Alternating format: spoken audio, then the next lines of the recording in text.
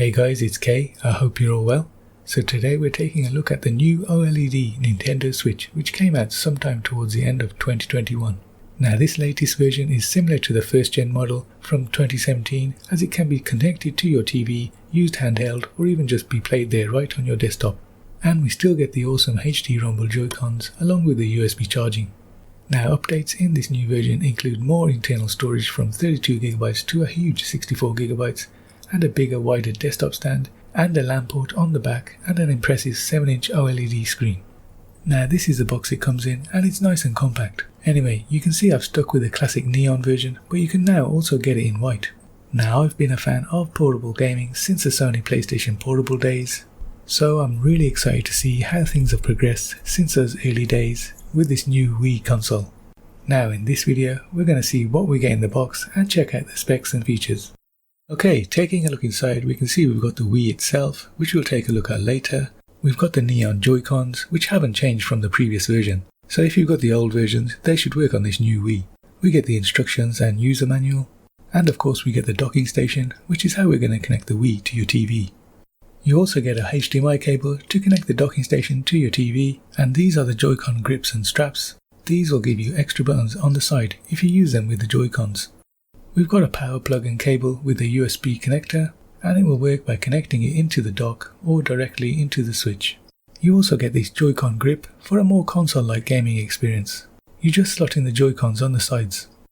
And of course you get the Switch itself with its 7-inch OLED screen and thin bezels, and the much improved thicker kickstand on the back. So first setup is pretty straightforward, just slide in the Joy-Cons on both sides, and then just switch it on. Set up your language, and then your region, connecting to your network, updating it, and then signing into your account, and finally installing your games. Okay, so this OLED screen is absolutely amazing. It's much more brighter and more vivid, with greater viewing angles, and coming in at 7 inches is one of the main reasons you'd buy the OLED version over the normal Switch. My gaming days with portable consoles have been revived with the Switch. Playing on this console is such a pleasure, and the OLED screen gives you those true blacks, and it also increases the battery life thanks to the reduced power draw, giving us a maximum of 9 hours of playtime where the original Switch gave us 6.5 hours. And not forgetting, thinner and smaller bezels around the screen instantly give the new Wii a modern look. Now the only niggle I have with the screen is that it's not displaying at 4K, nor even 1080p, it's still running at 720p like when the Switch first came out. It would have been great to see the screen bumped up to at least 1080p, but having said that, it's doing a great job even at 720p. Now on the top we've got a cartridge slot, together with a headphone jack, and then we've got a cooling fan exhaust, and we've also got the power button and volume rockers. And on the back we've got that massive kickstand with a Nintendo logo on it. And the cool thing is, it'll accommodate most angles. So under the stand we've also got an SD card slot, which, get this, can accommodate up to 2TB of storage. Now it does come with 64GB of internal storage, so currently I'm not using the SD card slot yet, as I've got enough room for about 5 or 6 games. Now along the bottom we've got a USB-C type port for charging and docking. Now in the hand it definitely feels more solid and robust, even though physically it only weighs 20 grams more than the original, which is pretty cool taking into account the considerable updated specs we're getting. Now these are the Joy-Cons, and they're no different to the Joy-Cons on the original Switch, including the HD Rumble. So if you do have the older version of the Switch, you can switch them out. They come with these grips and straps, which will stop you flinging them into a wall in the middle of a gaming session. And they also give you 2 extra buttons for handheld control. Now these Joy-Cons are still very comfortable to use in the hand, but I still prefer to use them as they were intended, and that is attached to the Switch. Taking the Joy-Cons off is pretty straightforward. You just press the button on the back and slide off, and once they're off you can use them like that or with the Joy-Con hand grips. Or you can actually slot them into this little Joy-Con hand grip, which turns the Joy-Cons into a mini controller, which is pretty cool because I'm used to playing with an Xbox controller or a PS4 controller. Now it's worth mentioning that the CPU and GPU are the same and they haven't been upgraded. So you're getting the custom CPU and GPU from Nvidia, along with wireless Wi-Fi and Bluetooth 4.1. So you can use your wireless headphones if you like, or just choose to use the stereo sound coming from the Switch itself. Now battery life is 4 to 9 hours depending on how you play, so it's great for long gaming sessions, and charging the battery takes about 3 hours. So the great thing about the Switch is you can use it in 3 modes, And of course, the one that's going to be mostly used is the handheld mode, with the Joy-Cons connected at the sides, and you can just chill out anywhere you like. There's also the flip out mode, where you just flip out the stand and pop it on a table and game with the joypads detached. And the final and most social way of gaming on the Switch is on your TV. Simply slot it into the docking station, which is connected to your TV via HDMI. And it's this HDMI connection which gives you the 5.1 surround sound, and your Switch is connected to your network via the LAN port there, and it's also getting charged via the dock.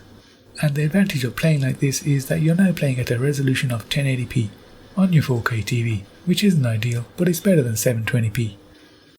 Taking a closer look at the docking station, we can see we've got two USB ports on the side, and if we take off the cover, you can see we've got more ports including the power in, HDMI out with the 5.1 surround sound, and the new LAN port, which wasn't in the older version. So this is going to allow us to get faster connection speeds while gaming. So that is the OLED Switch, but is it worth buying? Well, in a nutshell, yes. What you're getting is a premium looking console, the biggest upgrade being the 7-inch OLED screen, giving you a more brighter, vivid display with blacker blacks, with the slimmer bezels making it look more modern. A redesigned dock with curvier corners, with a new network port giving you faster network speeds while gaming, with upgraded 5.1 sound via HDMI. The kickstand's been given a much needed redesign, replacing the previous flimsy piece of plastic, with a kickstand that stretches across the whole backside of the console, making it feel sturdier and safer. There's new elongated power and volume buttons, and a new look air vent, a redesigned SD card slot, so all these little new design features make for a more slicker and premium Switch. Now the OLED screen does have the same resolution as the previous models, 720p in handheld and 1080p on the TV. But where it shines is in handheld mode, where you get the perfect blacks and deeper hues thanks to the OLED screen. Battery wise, you're looking at up to 9 hours, which is substantially more than the original console.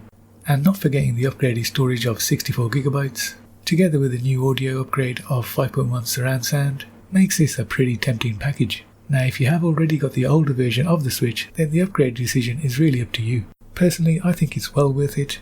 For the extra 50 notes, you're getting a more modern design, a vastly improved solid kickstand, and an OLED screen that's on a different level compared to the older screen. If you're new to Switch and you haven't got the older version, it's a no-brainer, go for the OLED model. It's most definitely the best version of the console yet. Personally, I'm glad I bought this new OLED model. It might not be the Pro model we were all hoping to see, but I'm more than happy with the colourful display, better build quality and bigger storage, which definitely comes in handy because there are quite a few free games you can download straight away and get straight into your gaming. Anyway guys, I've come to the end of this video. Do let me know what you think of the new Switch, and what's your favourite game on the Switch at the moment. Don't forget to like and subscribe if you found this video helpful.